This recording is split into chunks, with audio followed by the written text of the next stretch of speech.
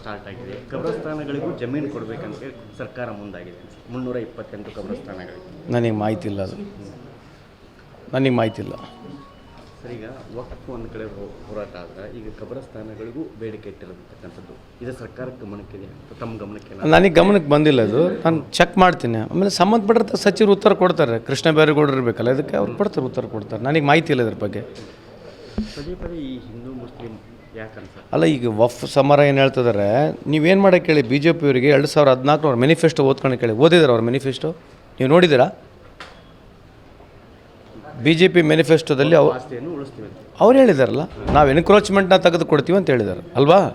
ಮತ್ತು ಅದ್ರಾಗೇನಿದೆ? ಮತ್ತು ಅವ್ರು ಏನು ಬರ್ದಿರೋದೇನು? ಅವ್ರ ಕಾಲದಲ್ಲಿ ನೋಟಿಸ್ ಹೋಗಿಲ್ವಂತ? ಅವ್ರ ಕಾಲದಲ್ಲಿ ನೋಟಿಸ್ ಹೋಗಿಲ್ವಂತ? ಬಿ ಜೆ ಪಿಯವ್ರ ಕಾಲದಲ್ಲಿ ನೋಟಿಸ್ ಹೋಗಿಲ್ಲ ಅಂತವ? ಇಲ್ಲಿ ನೋಟಿಸ್ ಏನು ಹೋಗಿದೆ? ಎನ್ಕ್ರೋಚ್ಮೆಂಟಿಗೆ ನೋಟಿಸ್ ಹೋಗಿರ್ತದೆ. 9-11 ಕಾಲಮ್ ಇರ್ತದೆ.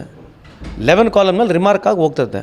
ಸೊ ಅವ್ರ ಕಾಲದಲ್ಲಿ ಹೋಗಿದೆ, ನಮ್ಮ ಕಾಲದಲ್ಲಿ ಹೋಗಿದೆ. ಅವ್ರ ಕಾಲದಲ್ಲಿ ಹೋಗೋಕೆ ಸುಮ್ಮನಿದ್ರೆ ಅವಾಗ ಏನು ಮಾಡಲಿಲ್ಲ ಅವಾಗ? ಈಗ ನಿನ್ನೆ ಇದೇ ಮಾತಿಗೆ, ಜಮೀರ್ ಅವ್ರ ಮಾತಿಗೆ ಯೋಗೇಶ್ವರ್ ಅವರು ಮಾತನ್ನು ಹೇಳಿದ್ದಾರೆ. ಎಲ್ಲೋ ಒಂದು ಕಡೆ ಆ ಮಾತು ನನ್ನ ಸೋಲಿಗೆ ಕಾರಣ ಆಗ್ಬೋದು. ಅಲ್ಲ, ಈಗ ಯೋಗೇಶ್ವರ್ ಹೇಳಿರ್ತಕ್ಕಂಥದಕ್ಕೆ ಅದಕ್ಕೆ ನಾನು ಪ್ರತಿಕ್ರಿಯೆ ಕೊಡೋಕ್ಕೆ ಬರಲ್ಲ. ಬಟ್ ಜಮೀರ್ ಅವ್ರು ಮಾತನಾಡಿರ್ತಕ್ಕಂಥ ಮಾತು ನಾನು ವೈಯಕ್ತಿಕವಾಗಿ ಈಗ ಅವರು ಟೀಕೆ ಮಾಡಿರ್ತಕ್ಕಂಥದ್ದು ಅದನ್ನ ಅವ್ರನ್ನ ಕೇಳಬೇಕು. ಸೊ ಈಗ ಅವರಿಬ್ಬರನ್ನ ಮಾತನ್ನ ನಾನು ಹೆಂಗೆ ಹೇಳಿ 3 ಚುನಾವಣೆ ಮೇಲೆ ವಕ್ಫ್ ಏನು ಪರಿಣಾಮ ಬೀರಲ್ಲ ಸರ್?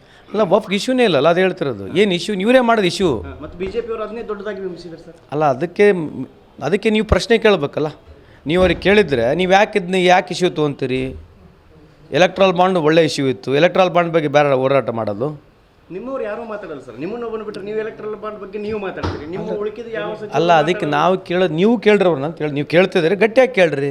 ನೀವು ಮೊದಲು ವಫ್ಗಳನ್ನ ಮಾತಾಡೋಕ್ಕಿಂತ ಮುಂಚೆ ನೀವು ಎಲೆಕ್ಟ್ರಲ್ ಬಾಂಡ್ ಬಗ್ಗೆ ಮಾತಾಡ್ರಿ ಅಂತ ಅವ್ರನ್ನೂ ನೀವು ಕೇಳಿ. ಯಾಕಂದ್ರೆ ನಾವು ಹೇಳ್ತಿದ್ದೀವಿ, ಇದು ಪೊಲಿಟಿಸೈಸ್ ಬಿಟ್ಟರೆ, ಪೊಲಿಟಿಸೈಸ್ ಮಾಡೋದು ಬಿಟ್ಟರೆ ಇದ್ರಿಗೆ ಸಾರ್ವಜನಿಕರಿಗೆ ಯಾರಿಗೆ ಅನುಕೂಲ ಆಯ್ತು? ಎಷ್ಟು ಜನಕ್ಕೆ ರೈತರಿಗೆ ನೋಟಿಸ್ ಹೋಗಿದೆ? ಎಷ್ಟು ಜನಕ್ಕೆ ರೈತರಿಗೆ ನೋಟಿಸ್ ಹೋಗಿದೆ? ಆಯಿತು.